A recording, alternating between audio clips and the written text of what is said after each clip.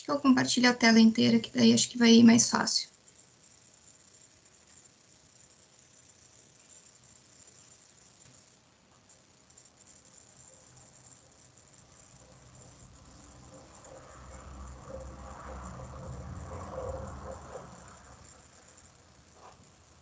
Bom, galera, hoje a gente vai falar um pouco, então, sobre a questão de Roma, né, dando continuidade às antiguidades que a gente tinha começado na semana passada.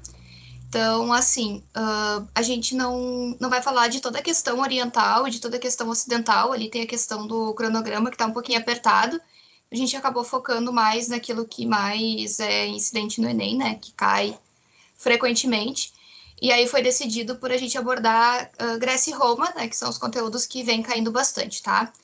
Gente, assim, uma coisa que tem que ficar bastante clara para vocês, tá? Que existe um certo olhar, especialmente do Enem, com relação a algumas questões de prova mesmo, tá? O que acontece? Vocês têm que estar sempre muito ligados nessas questões de cidadania, de participação, essas classes sociais, como elas funcionam, como elas se articulam, tá? Então, eu vou dar um panorama geral, a gente tem pouquinho tempo, eu tenho 1 hora só para passar as partes mais importantes, né, desse conteúdo. E aí, o que acontece? Deixa eu ver se eu consigo tirar essa tela aqui do canto. Consigo. Então, o que acontece? A gente vai focar bastante em passar o maior número de conteúdo possível aqui no período que a gente tem, tá? Mas, assim, sempre foquem nessas questões, assim, de como funcionava, esses mecanismos. Não se prendam tanto no nome das coisas, nos períodos, nas leis, nessa coisa tão quadradinha, tá? Tentem ter um olhar mais ampliado para esse estilo de prova, tá? Eu vou deixar para vocês, durante a semana, uma listinha de revisão do Enem com questões de antiguidade, tá? Tanto de Roma quanto de Grécia, e se eu achar alguma coisa de antiguidade oriental, eu também coloco ali para vocês. E aí, conforme vocês forem tendo dúvidas, me chamem, que eu ajudo vocês. Podem me chamar lá no grupo do WhatsApp, não tem problema nenhum. E eu vou ajudando, tá? Então, o tema da aula hoje é Roma, tá? Gente, eu queria fazer um exercício parecido com aquele que a gente fez na última aula, assim. Quando a gente fala de Roma, o que vem na cabeça de vocês, assim? Pode ser as coisas mais simples, não precisa nada muito complexo.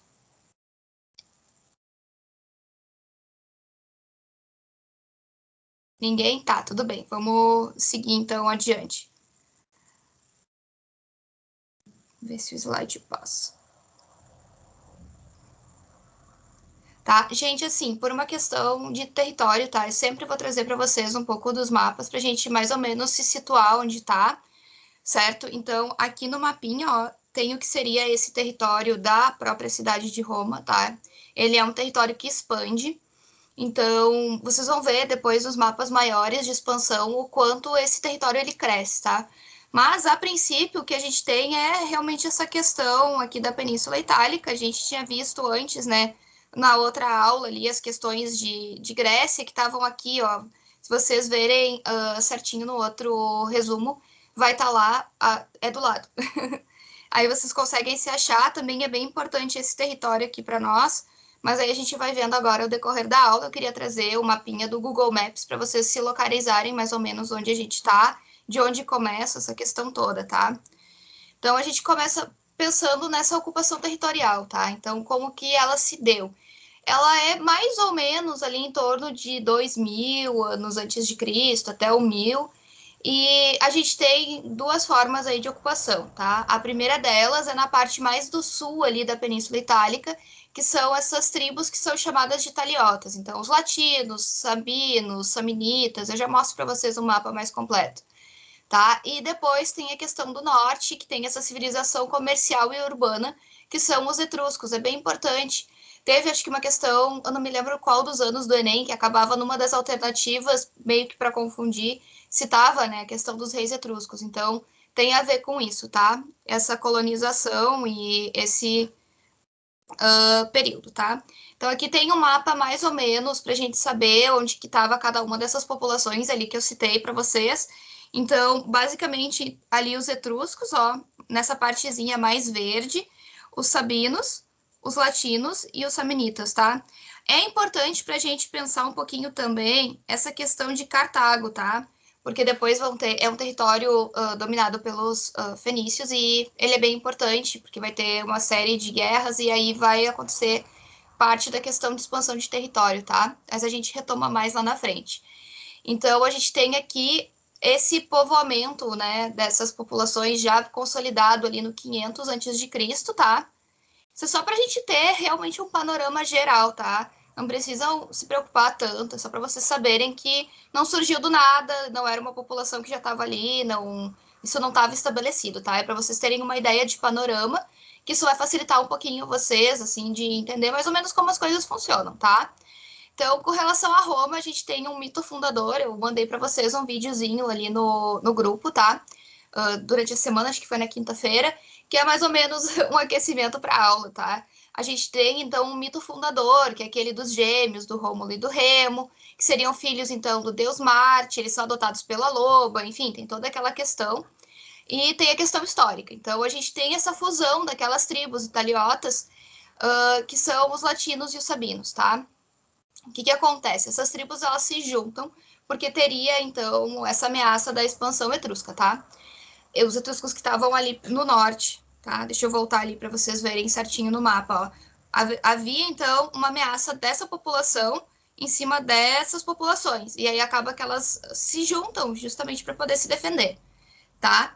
Então, elas são, no final das contas, conquistadas, e o primeiro rei, e aí é uma questão interessante, né? Teria realmente o nome de Rômulo. Então, existe um pouquinho do mito, na verdade, histórica, enfim, mas é bem interessante pensar nisso. Claro que o mito, nossa, ele é bem delirante, não teria como acontecer do jeito que aconteceu, enfim, ele tem ali uma dose de mito mesmo, né? Que é uma coisa que não é totalmente real, né?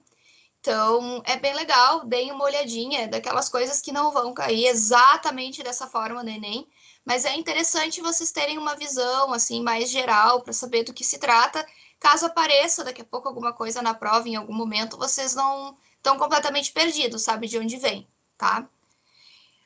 Aí a história ela é dividida então em três grandes períodos de Roma. A gente tem o período de monarquia, de república e de império.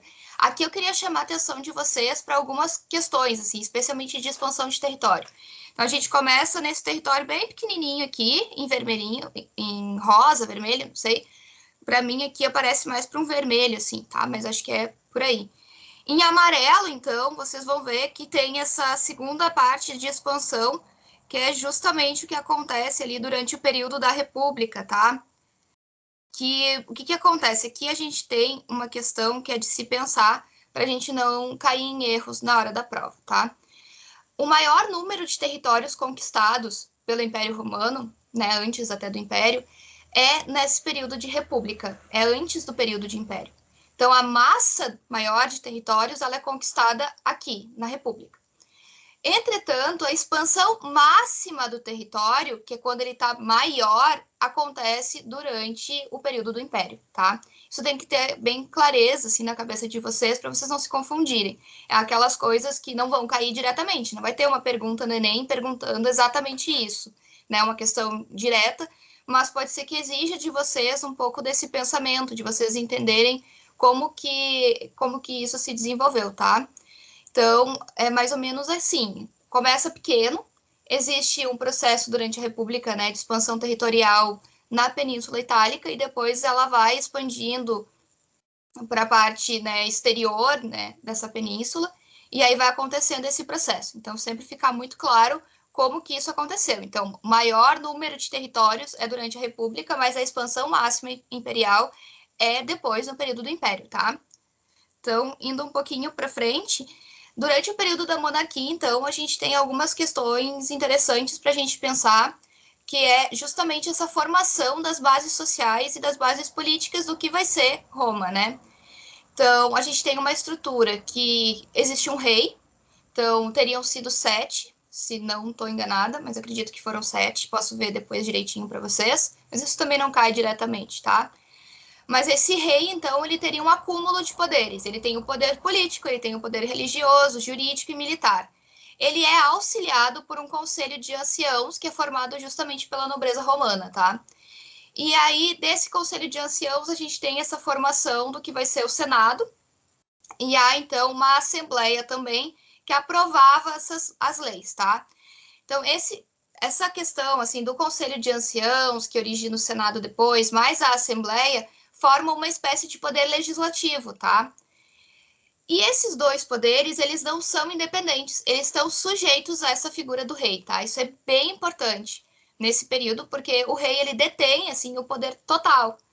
Os outros dois, as outras duas figuras, né, que estão ali, que é justamente a Assembleia e o Conselho de Anciãos, é uma espécie de auxílio, eles legislam, mas se o rei resolver vetar, ele veta, ele tem o poder total. Então, esse período de monarquia é de 753 a.C. até 509. Tá? Então, a gente tem também essa base do que vai ser a estrutura social, tá? Então, a gente tem os patrícios, que são grandes proprietários com cargos públicos. Então, eles são os donos das terras, tá? E é quem frequenta e quem manda, tanto na Assembleia, quanto ali também na questão do Conselho dos Anciãos e vai formar o Senado, tá? É essa nobreza. Abaixo deles, então, a gente tem os clientes. Os clientes, gente, eles são trabalhadores que são livres, mas que eles servem diretamente aos patrícios, dentro das terras desses patrícios, tá? Então, eles têm uma espécie de proteção. Isso é bem importante, porque isso, sim, frequentemente é cobrado, tá?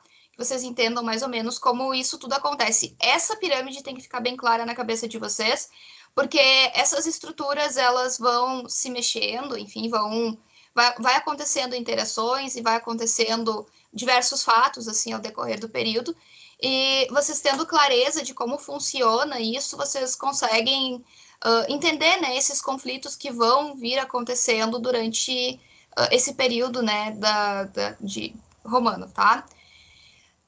Abaixo desses clientes tem os plebeus, que também são trabalhadores livres. A diferença é que eles não estão nas terras dos patrícios. Então, eles são pequenos camponeses, eles são comerciantes, tudo isso muito pequeno. Pequenos comerciantes, pequenos camponeses, alguns artesãos, tá?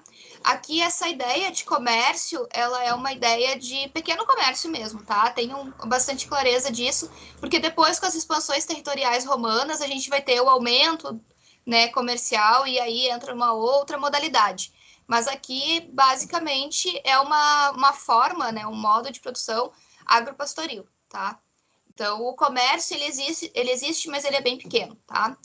E também havia, então, esses escravos. Então, os escravos, eles eram escravos por dívidas ou por guerras. É parecido com aquilo que acontecia na Grécia.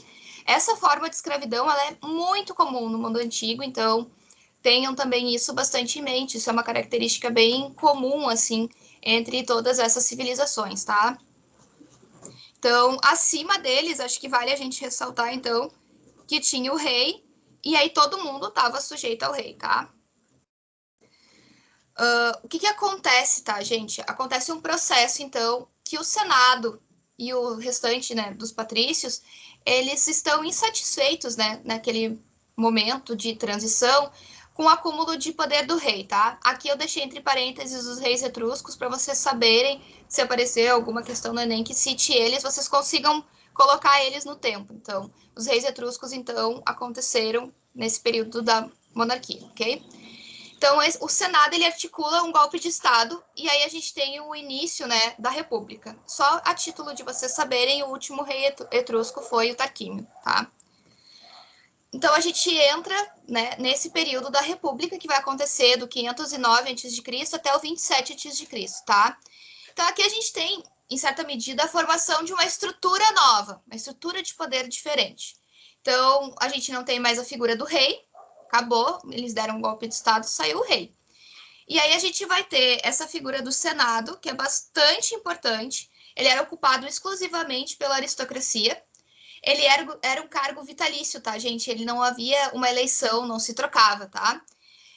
E essas pessoas no Senado, eles controlavam as finanças e elaboravam as leis. Então, é uma espécie ainda de poder legislativo, isso se mantém. Só que dessa vez, eles não têm esse rei que vai mandar em tudo e vai poder vetar, tá?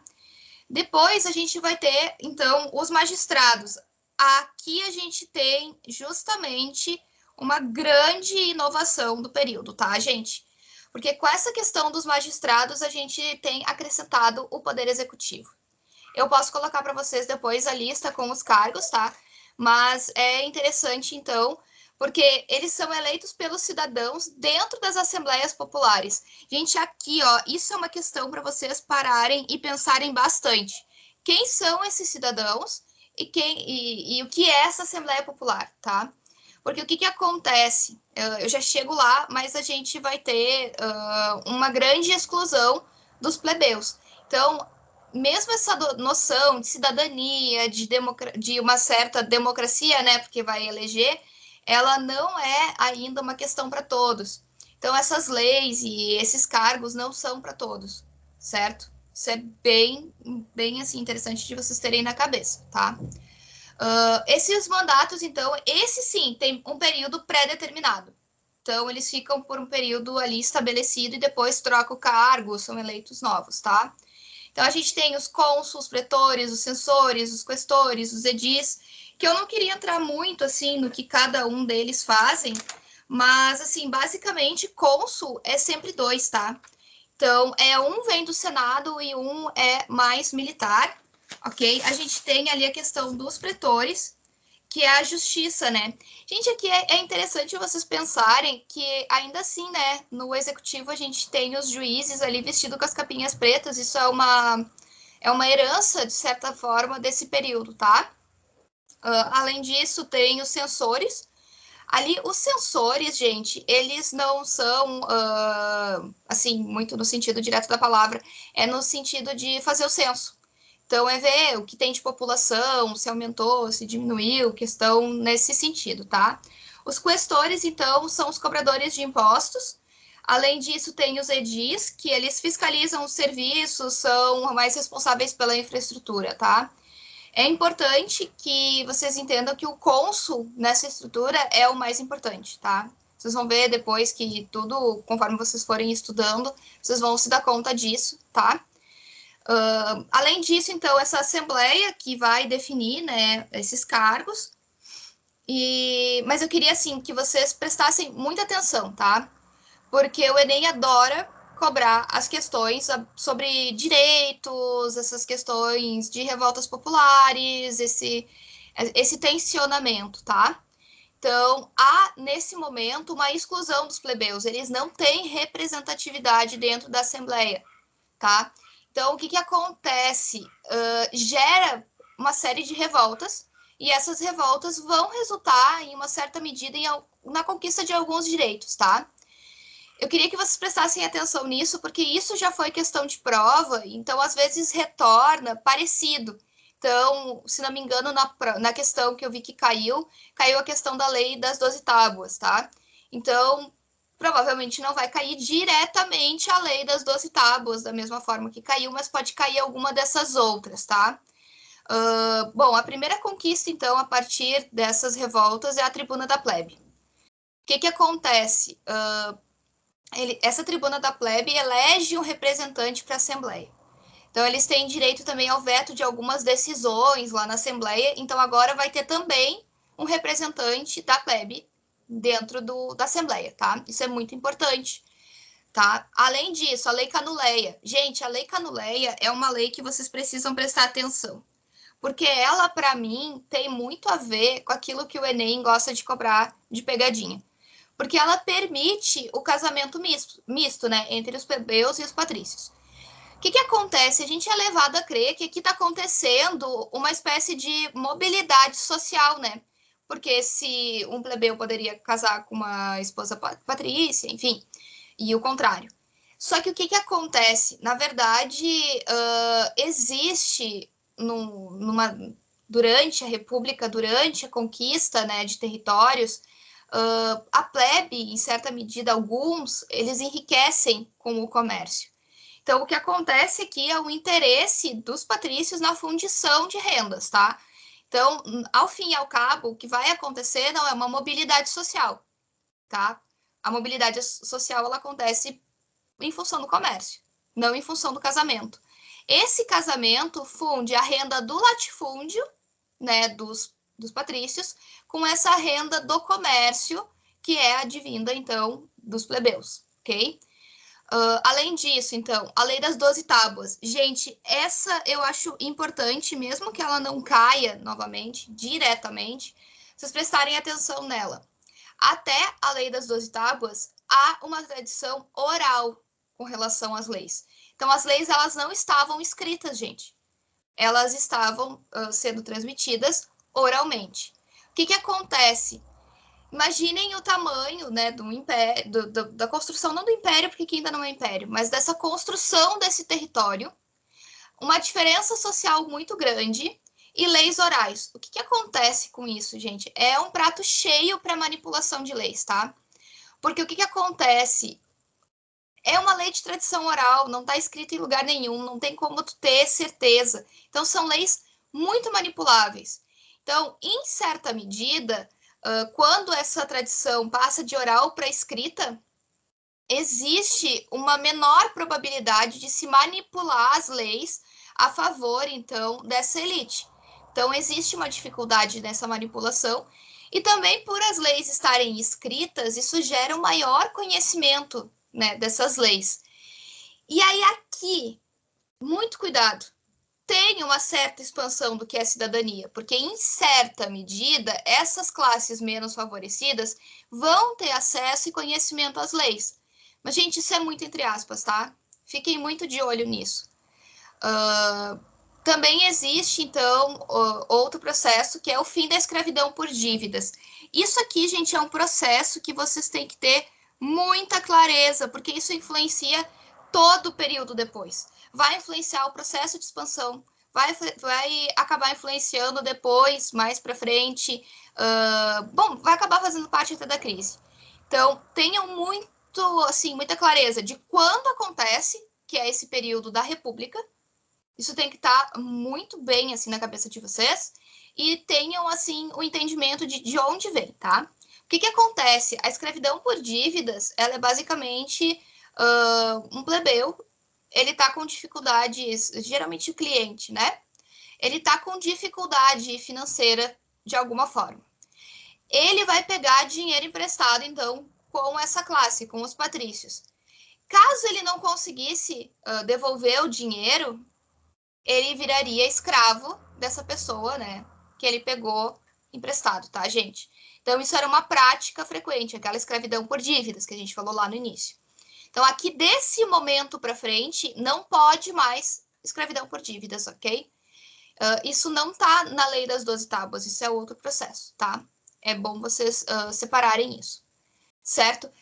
As leis licínias, gente, também é importante vocês, assim, prestarem um pouco de atenção nela.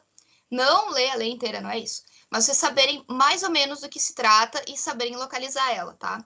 Porque o que acontece?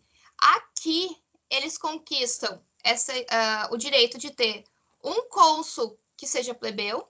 Então, ao invés de ser um militar e um do Senado, que seria ali da classe da aristocracia, a gente vai ter também um plebeu, tá? Isso é extremamente importante, isso é representatividade, tá? E aí, aqui tá a questão, assim, bem chave para a gente entender uma série de problemas que acontecem depois. A partilha de terras conquistadas. Então, é um território em expansão, tá? E aí seria, por lei, segundo as leis licínias, que esse território deveria ser partilhado. O que acontece na prática é que o território ele não é partilhado entre todo mundo. As terras, então, vão para o oficialato do exército. Então, aqui a gente já tem algumas questões, assim, de lei que não é cumprida e que depois vai gerar um problema maior, tá? Como eu falei antes para vocês, tá? A gente tem um processo da maior conquista de terras durante então, esse período, tá? Durante a República. Então, assim, gente, aqui eu queria que vocês tivessem muito cuidado, tá? Sobre essa questão, essa palavrinha aqui, imperialismo, tá? Esse imperialismo, quando eles falam da questão romana, tá falando desses povos da antiguidade, tá? Ele é diferente do imperialismo do século XIX, tá? Então, isso a gente entra no século XIX mais para frente, você tem uma das aulas mais para frente. Mas, assim, aqui, o que eles querem dizer é só da política de expansão de território. Vejam, lá no século XIX, a gente tinha, além da questão da expansão do território, a gente também tem a questão das ideias, a questão toda cultural que acontece nesse processo de imperialismo, tá? Depois a gente entra mais, né, no momento. Mas aqui tem essas particularidades, tá? É um processo de expansão romana. Mas não esqueçam dessas particularidades. Eles não expandem a cultura deles necessariamente. Lembrem que eles vão absorvendo as culturas locais, enfim. E é diferente. Tá? Tenham em mente que isso quer dizer exatamente isso, tá? Imperialismo romano é só esse processo de expansão territorial. É esse processo dessa formação de um grande império, tá? Então, tenham clareza nisso, porque também já foi questão de prova no Enem e é interessante vocês estarem antenados, tem diferença. Uma coisa é tu expandir culturalmente, outra coisa, né, e territorialmente, outra coisa é tu expandir só o território, ok? E aí tem o sistema de gestão, mas não é a mesma coisa, tá? Além disso, então, a gente tem que entender que a primeira parte, então, são essas conquistas internas, que é justamente essa parte aqui da Península Itálica, tá? Essa é a primeira parte, né, dessas conquistas.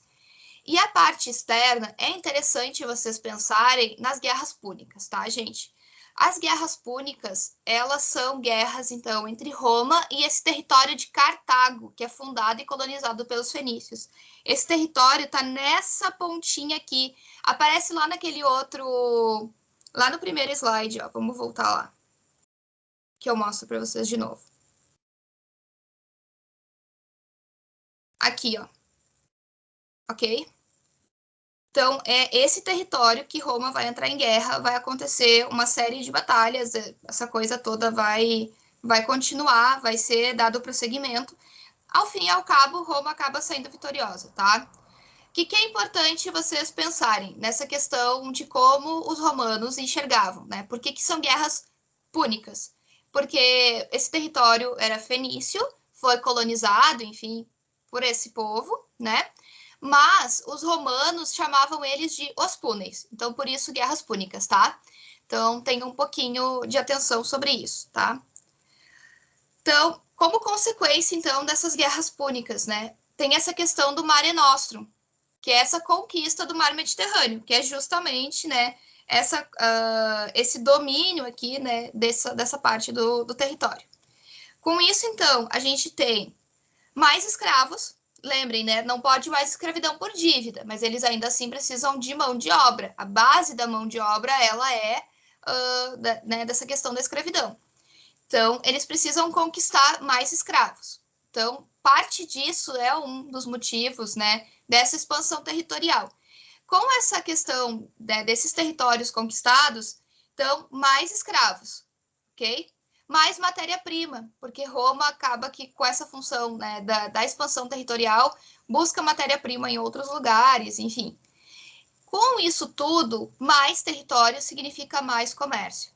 Então, a gente tem a mudança de uma economia que era basicamente agropastoril para integrar também o comércio, tá? Isso é uma mudança importante. Isso vocês têm que ter bem em mente na hora de fazer a prova, que há essa mudança, ok?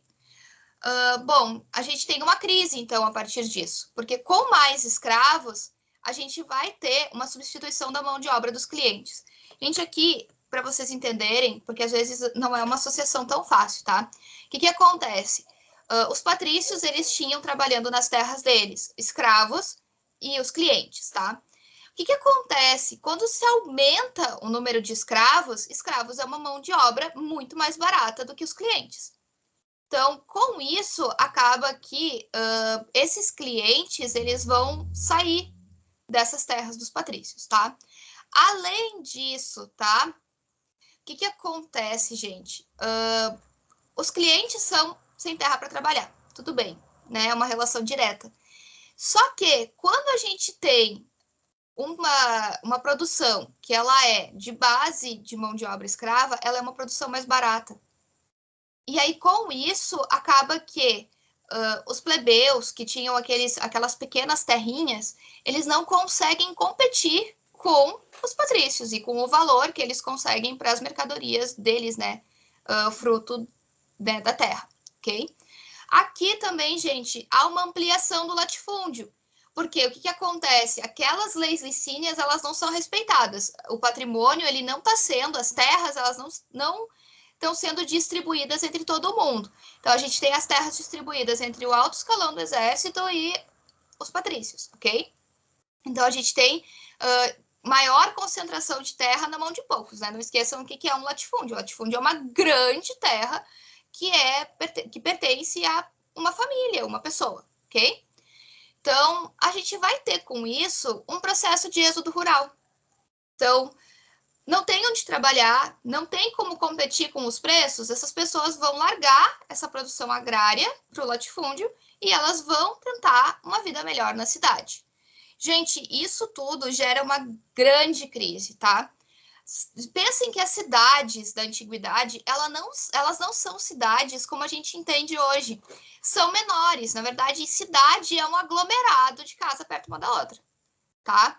Então, são coisas pequenas. Então, essas populações, elas vêm para a cidade, ok, só que elas vão sofrer um processo de marginalização, elas vão para a mendicância. Então, é bem complicado. Com toda essa questão, a gente vai ter um aumento da criminalidade. Afinal de contas, essas pessoas não têm como tirar o seu sustento de lugar nenhum. Então, aumenta a criatividade, criatividade não, a criminalidade. Aumenta essa criminalidade e a gente vai ter, então, além de todo, né, tudo que acaba gerando dos roubos, enfim, assaltos a caravanas de comércio, tá?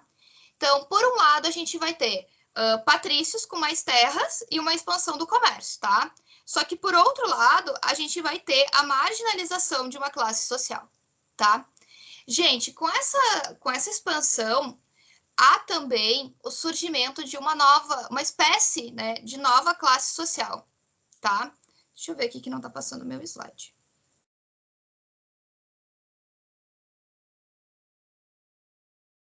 Tá.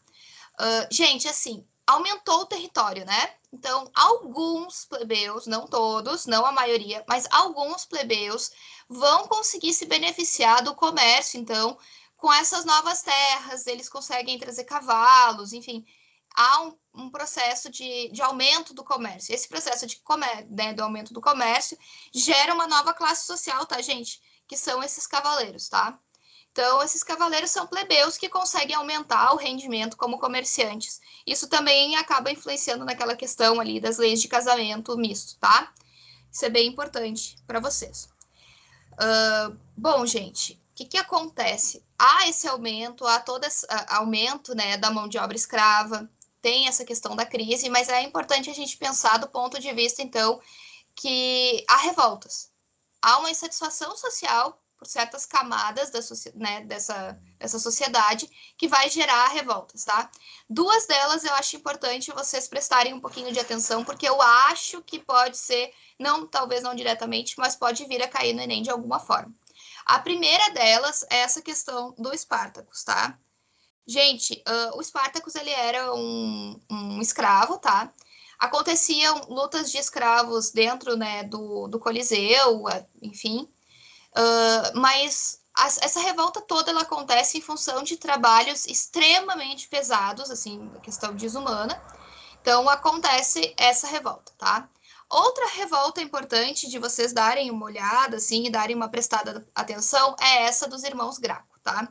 Os irmãos Graco, então, para vocês terem, assim, uma ideia, o que acontece, tá? Deixa eu só me localizar aqui. Então, são o Tibério e o Caio, tá? Gente, eles são. Assim, deixa eu tentar explicar para vocês. Tinha aquela questão da Assembleia, tá? O Tibério, ele fazia parte da Assembleia, e ele era representante da Assembleia, e ele leva para essa pauta da Assembleia a questão da reforma agrária. Então, ele vai trazer de volta, né, as leis licínias, porque ele está vendo esse clima de insatisfação, né, de insurreição popular, e ele acreditava que uma forma de conter os ânimos era respeitar a lei licínia, né, voltar para aquilo que ela deliberava e que não foi cumprido, e aí ele propõe que haja uma reforma agrária. Gente, é óbvio que essa questão da reforma agrária ia causar uma grande insatisfação por parte dos patrícios. Então, o que acontece com relação a isso, tá? Ele é assassinado. Os patrícios assassinam ele e acaba piorando ainda mais os ânimos. O irmão dele assume o lugar dele, né, o posto dele na Assembleia, que é o Caio. E o Caio, então, ele, consegue trazer a lei frumental. Essa lei frumental, ela é bem relevante, porque ela vai botar em ordem, né, de lei, que precisa ser feita uma distribuição de pães. Então, basicamente, o governo tem que dar comida para as populações mais carentes, tá? O que acontece, gente? Ele continua insistindo na questão da reforma agrária, porque realmente as pessoas estão em situação de penúria. E aí acaba que ele sofre tanta pressão que ele acaba se suicidando. Gente, isso leva a um clima de guerra civil, tá? E aí eu não sei se vocês lembram lá do começo, que quando se colocou quais seriam ali a questão de cada um, uma das coisas era, em caso de guerra, a gente vai ter os ditadores, né? Tem uma listinha ali, né, de todos os cargos. Os ditadores, eles acontecem nesse período como uma resposta a todas essas revoltas populares, tá? Então, a gente tem 2 ditadores principais, que são o Mário e o Silas, acho que são só 2 mesmo. E o Mário, ele traz, assim, algumas questões populares, mas em seguida ele é substituído pelo Silas, que dá o corte geral disso. O que acontece, gente? O exército, ele consegue conter essa massa populosa que está insurgindo. Então, com isso, eles ganham prestígio com os patrícios. E a partir daí, então, se inaugura uma nova estrutura. E essa aqui é importante, porque essa cai tanto nos vestibulares mais tradicionais quanto no Enem. Essa questão dos triunviratos, tá? A gente tem 2 triunviratos. Mas qual é a ideia de triunvirato, tá? A ideia de triunvirato é que a gente vai ter 3 pessoas governando, tá? Então, o primeiro triunvirato era Pompeu, Júlio César e Crasso. Gente, o que acontece? O Crasso morre, né? Já de cara no início. E aí, Pompeu e César ficam disputando o poder. Então, acontece que o governante do Egito envia a cabeça, né, do Pompeu para o César, e aí o César sai vitorioso. O César, ele ainda assim não fica satisfeito, ele não gosta do que acontece, tá? Vale a pena vocês darem mais uma olhadinha nisso. Se tiverem dúvida, me chamem. Mas aí ele depõe esse governante do Egito e coloca Cleópatra no lugar dele, tá? Então, o que acontece? Junto com a questão do César, vem esse termo aqui, ó, ditador perpétuo, tá? Então, o César, ele governa do 49 a.C. até o 44, tá? E aí a gente tem a inauguração de uma autocracia. Então, na verdade, essa questão do triunvirato, ela é um grande fracasso, porque começa com essa ideia de que vai ter 3 pessoas governando, e aí acaba tendo uma disputa de poder já de cara no primeiro triunvirato, e acaba sendo só o César vitorioso, e aí a gente tem um processo de autocracia. Então, o Senado fica muito insatisfeito, né, com essa concentração de poderes, né, do César, isso é bastante óbvio, conspira e assassina o César. Gente, o episódio do assassinato do César é aquele em que ele vai para o Senado num dos dias, sem a guarda dele, e ele chega no Senado e aí tem uma conspiração, eles traem ele e ele é assassinado, e cada um dos senadores, se não me engano são 60, foram lá e cada um dá uma facada nele. E aí é de onde sai aquela frase famosa do até tu, Brutus, tá? O Brutus, ele era filho adotivo do César, então por isso o espanto. Então é aquela expressão que a gente usa até hoje, né? Para se referir a alguém que a gente não esperava que fizesse algo, né? Então essa conspiração acaba com o assassinato do César. Então a gente vai ter, depois disso, então, o segundo triunvirato, que é uma nova tentativa de 3 poderes, que é entre o Otávio, o Marco Antônio e o Lépido, tá? Então, o Lépido morre. E vai ocorrer, então, de novo, a disputa de poder entre o Marco Antônio e o Otávio. Gente, o Marco Antônio é aquele que todo mundo fala que ele teve um caso com a Cleópatra, tá? Que eles tinham ali o relacionamento deles. Então, quando o Otávio vence, o Marco Antônio, ele comete suicídio, tá? E acaba que a Cleópatra também se mata, que é aquele episódio que ela teria... que a cobra teria mordido o seio dela, enfim, que tem toda uma história, né, que conta em cima disso, tá? Como a gente não vai ver muita questão do Egito, então a gente vai acabar pulando um pouquinho disso, mas se vocês tiverem alguma dúvida, alguma coisa, pode vir me trazendo depois, que eu ajudo vocês, tá? Com essa questão do Otávio ter conseguido vencer, ele começa a ter um processo de acúmulo de cargos, tá, gente? Então, de novo, é uma tentativa de um governo com 3 pessoas que falha completamente, é outro fracasso. E com o Otávio, então, a gente tem um título novo, e ele é bem relevante porque ele continua aparecendo até a Idade Média, tá, gente? Que é esse título de Augusto, tá? Ele é bem importante vocês terem em mente. Então, o título de Augusto, ele acontece quando, no final, né, do segundo triunvirato, com o Otávio. Então, o Augusto é o divino. Ok, galera? Isso vai inaugurar, então, uma nova fase, e aí a gente chega, então, naquilo que é denominado o Império. O Império ele ocorre de 27 a.C. até o 476 depois de Cristo, ok? Gente, aqui é interessante vocês prestarem atenção, tá? Que é aquelas pegadinhas, assim, em história, que às vezes não ficam tão claras, tá? O que acontece? Todos os cargos da República continuam existindo durante o Império. O que acontece é que eles perdem o valor político deles, tá? Então, o que acontece? Continua existindo o Senado. E eu acredito, e essas instituições, né, todas, elas continuam subordinadas ao imperador. Então, um bom exemplo que ilustra isso é justamente a questão do Calígula.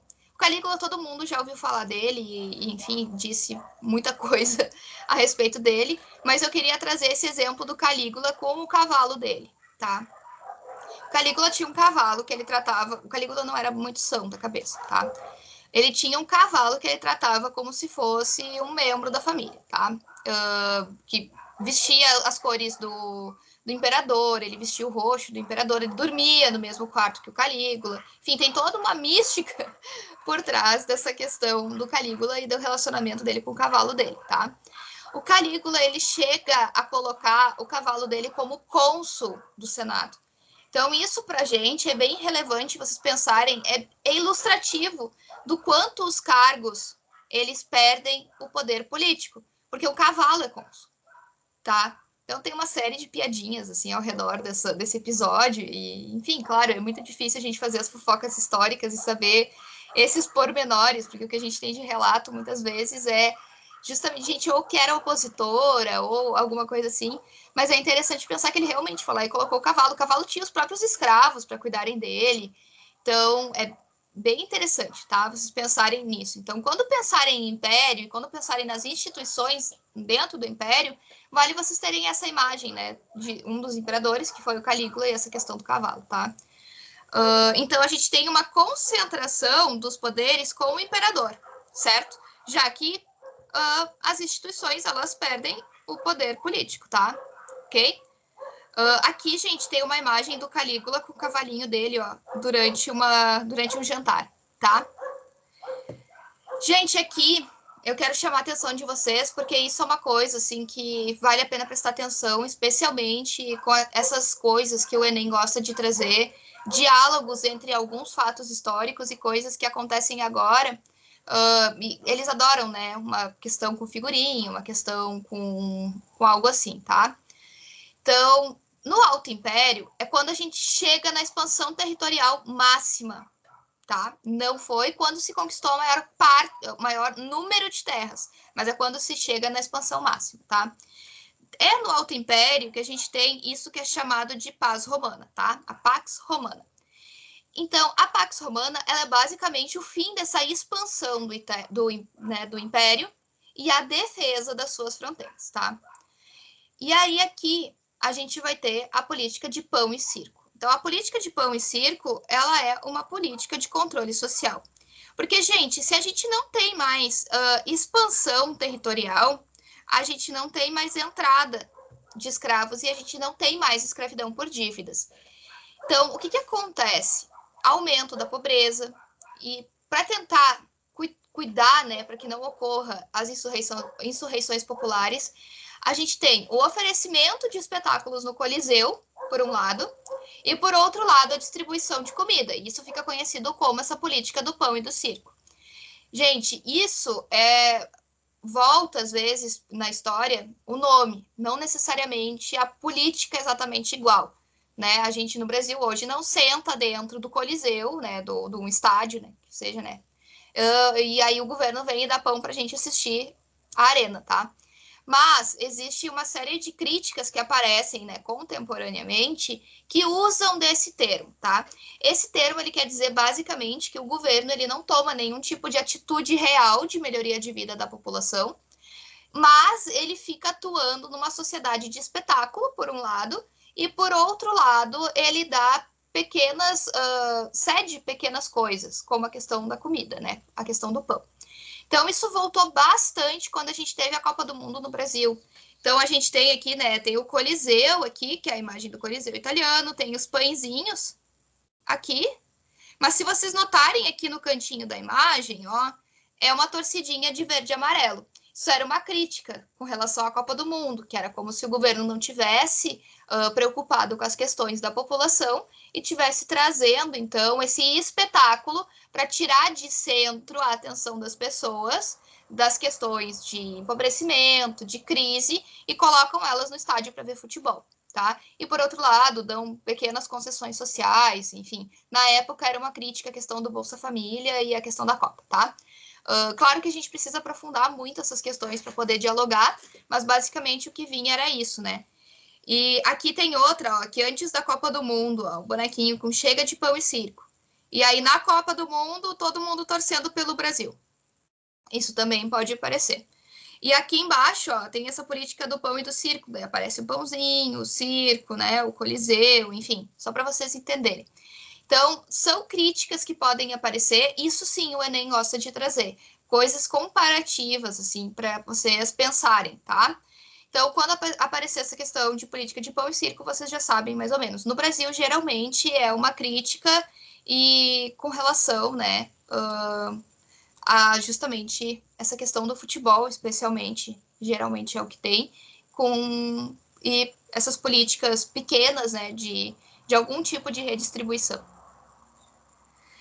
Gente, aqui no Baixo Império, uma questão que vocês precisam dar uma prestada de atenção, tá? Então, a gente tem o início da crise de verdade. Durante o Alto Império, ainda se tinha essa política do pão e circo que dava uma segurada nas pessoas, tá? Com o fim da expansão, que aconteceu lá no Alto Império com a paz romana, a gente tem a entrada de menos escravos, tá? Com menos escravos, a gente tem o aumento do preço desses escravos, né? Isso aqui é uma lei básica, né? Que é a questão da oferta e da demanda. Se a gente tem pouco desse produto e as pessoas precisam dele, ele vai custar mais caro, tá? Isso acontece até hoje. Com essa questão também da expansão, lembra que Roma pegava a matéria-prima desses outros locais conquistados? Então, a gente também tem essa diminuição da matéria-prima. Quando a gente tem o aumento do preço dos escravos, fica mais caro produzir com esses escravos. Então, a gente vai ter menos comércio. E isso aqui gera uma baita de uma crise, porque ela não é mais uma economia agropastoril, ela também depende desse comércio, ok? Então, aqui, gente, a gente tem esse processo de declínio, tá? Com relação a essa questão do declínio, eu queria que vocês tivessem bastante clareza na cabeça de vocês que não é uma questão consolidada entre os historiadores, tá? Tem historiador que defende que o Império Romano ele chega, declina e morre. Tem historiador que vai defender que o Império Romano não acaba. Tem historiador que vai defender teorias mistas. A gente tem várias teorias, tá? O que a gente pode pensar a partir desse período sem, assim, entrar dentro das polêmicas, tá? O que acontece? A gente tem aquela crise econômica ali que a gente viu. A gente regride para um sistema de colonato, gente. Esse sistema de colonato ele é bem relevante lá para a Idade Média, porque ele vai ser base ali para as relações de sucerania e vassalagem, tá? Então, o que acontece? A cidade não tem como essas pessoas se sustentarem. O campo tem uma crise de escravos, né? Então, não tem essa mão de obra escrava. Então, a gente tem um retorno das populações para o campo. E essas populações vão arrendar terras dos patrícios.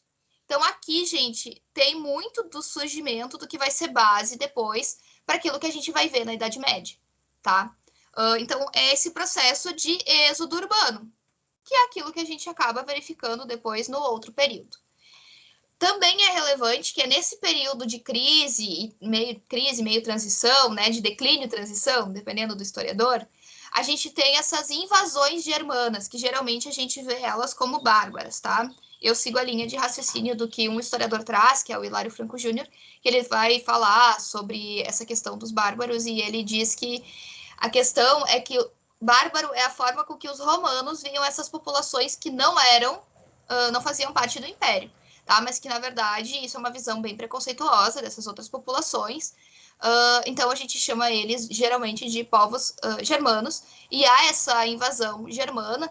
Algumas acontecem de forma mais pacífica, é um pouco dessa inclusão de algumas populações dentro do exército romano, enfim, mas e outras são mais violentas, é um strike assim que acontece ali em toda a região. Ele é um processo bem complexo, a gente geralmente vê ele em Idade Média, mas assim, para vocês já terem um pouco de noção, né, do que se soma a toda essa crise do Império Romano, tá? Aqui, bem interessante vocês verem, então, a divisão do Império entre Império Oriental e Império Ocidental. Então, esse Império, ele expandiu demais. Então, não tem condições econômicas de segurar os dois sobre a mesma administração.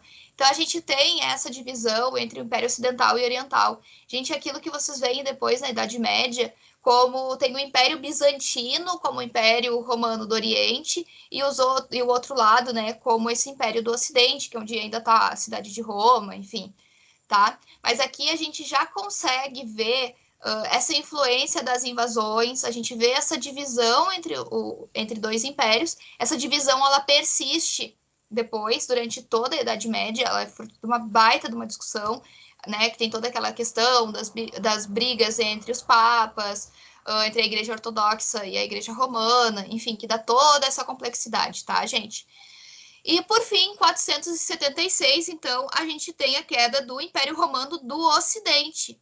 O Império Romano do Oriente, ele segue, tanto que há toda uma questão debatida por alguns historiadores com relação a essa identidade, se eles se viam como romanos ou não no Oriente, sobre com qual língua eles se comunicavam, há todo um senso, enfim, tem historiadores que vão trazer toda uma base, e, enfim, é mais ou menos aí que a coisa toda chega, tá? Eu só quero voltar com vocês um pouco lá nessa questão, né, com o mapinha das expansões, só para a gente ter bastante clareza, porque realmente para a gente não se perder nisso. Deixa eu chegar lá.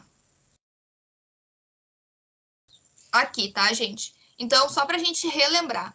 Aqui, ó, em rosinha, a gente tem a primeira parte da expansão, que é onde surgem esses territórios. É Roma no período da monarquia.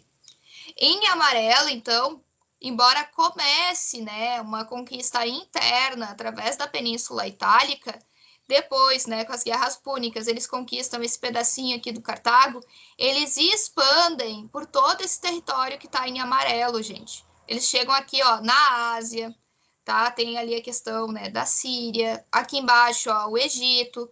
Tenham bastante clareza com relação a isso, tá? Não é um império que nasce grande, nem é império, a princípio, é monarquia. Tenham sempre muita clareza nas três fases, façam uma linha do tempo se precisar, tá? Entendam que há um processo todo de expansão, tá? Tenham clareza também que o menor território é durante a monarquia, a maior massa de território conquistada é durante a república, e a expansão máxima, os últimos territórios, né? Eles são conquistados, tá? Na época do Império, ok? Galera, alguém tem alguma dúvida com relação à aula? Nossa, era bem de boa, até curti a aula. Ah, que bom. Bastante. Certo. Eu vou deixar lá para vocês, tanto no grupo quanto lá no Drive. Eu vou botar o slide, tá? Eu quis deixar ele com bastante informação para ele servir de resumo para vocês terem um resumo do que foi na aula, tá? E aí a gente combina aquilo de sempre, tá, galera? Ficaram com dúvidas, foram estudar, travou em alguma coisa, me chamem, tá? Eu tô aqui para ajudar vocês, a gente tem aí uma trajetória, eu sei que alguns não fazem o Enem esse ano a sério, né, que vão fazer como treineiro, aí no ano que vem vão fazer ele mais a sério, Mas eu queria aproveitar esses minutinhos aqui do final para dar algumas dicas para vocês, tá? A primeira delas, gente, não deixem de fazer os simulados, tá? Baixem a prova, nem que vocês não consigam imprimir, que eu sei que às vezes é muito ruim, o ideal seria imprimir, mas não conseguiram imprimir a prova. Botem a prova no computador, marquem o tempo de vocês, isso não só para história, isso para todas as disciplinas, tá? Façam a prova. Tentem fazer os simulados pelo menos um a cada 3 meses, tá? Façam redação, enfim, treinem, treinem. Enem é uma prova que vocês precisam entender qual o tipo de prova que eles querem. Quer ver uma coisa? Eu tive analisando essa semana essas questões sobre a antiguidade. E eu notei que recorrentemente eles citam um determinado historiador e um determinado livro desse historiador, tá? Então, eles falam sobre, eu acho que é a Escravidão no Mundo Antigo, do Ciro Flammarion Cardoso, que foi, acho que um livro que eu mostrei na aula passada. Se eu não mostrei esse livro, eu mostrei um livro do autor. Ele é recorrente. Eu não estou dizendo que vocês têm que ler o Ciro Flammarion Cardoso, mas conforme vocês forem fazendo provas antigas e forem vendo a recorrência que esse autor cai, vocês mais ou menos entendem qual é a linha dele de raciocínio. Então, tentem fazer a prova identificando essas linhas de raciocínio, tá? Além disso, a gente não está tendo aula, né, no curso de filosofia e de sociologia. Mas tanto a questão da filosofia grega quanto da filosofia romana, né, depois, né, que vai ter a questão do helenismo, enfim, que a gente não adentrou muito, ela é importante. Então, deem uma lidinha, deem uma procurada. Se vocês não têm material, me chama que eu tento ver o que eu tenho aqui, enfim, eu ajudo vocês, eu respondo as dúvidas, tá? Mas não deixem de fazer os simulados. Eu sei que dá preguiça, porque é chato mesmo, as questões são enormes, isso também é importante. Que vocês tenham esse ritmo de prova, tá? Meu conselho, assim, do fundo do coração, é que vocês treinem. Treinem para saber qual é o estilo de prova, treinem para não ficarem nervosos na hora de fazer a prova depois, porque não sabe como é. Treinem para entender qual é o ritmo que essas questões vão pedir de vocês, para vocês entenderem quais são os padrões, o que geralmente é exigido. Isso vai dar muita força para vocês, tá? Para além disso, se não me engano, o próximo conteúdo já vai ser lá na Idade Moderna. A gente não vai conseguir ver Idade Média aqui. Então, eu sugiro para vocês que vocês estudem. Se vocês não têm nenhum material de Idade Média, não tem problema. Me peçam, que eu vejo o que eu tenho aqui de material, porque eu não vou poder dar uma aula específica disso, mas eu tenho os materiais aqui para vocês estudarem. Se precisarem, se vocês não tiverem, me chamem, me peçam, que eu envio. Eu ponho lá no Drive, eu ponho, só me peçam para eu não fazer o material se vocês já têm ele, tá? É que ele cai menos no Enem, então acaba que a gente não estuda, não entra muito nele, tá? Não vai dar tempo, na verdade, porque a gente começou um pouco depois, tá?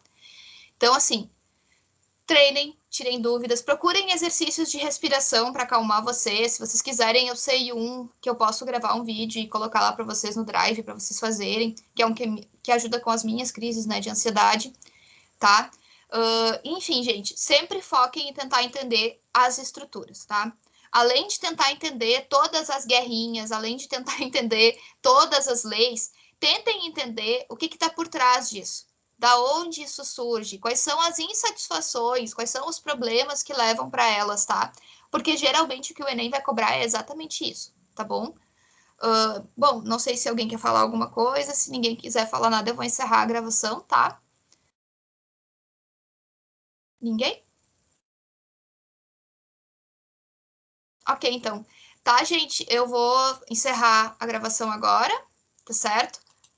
Deixa eu ver se. Acho que eu não consigo encerrar, tem que ser a Bárbara. E ela nem tá aqui. Tá. Tá certo, galera? Um beijo, então. Até. Vejo vocês daqui um tempinho de novo, tá? Tô disponível para tirar as dúvidas de vocês, tá?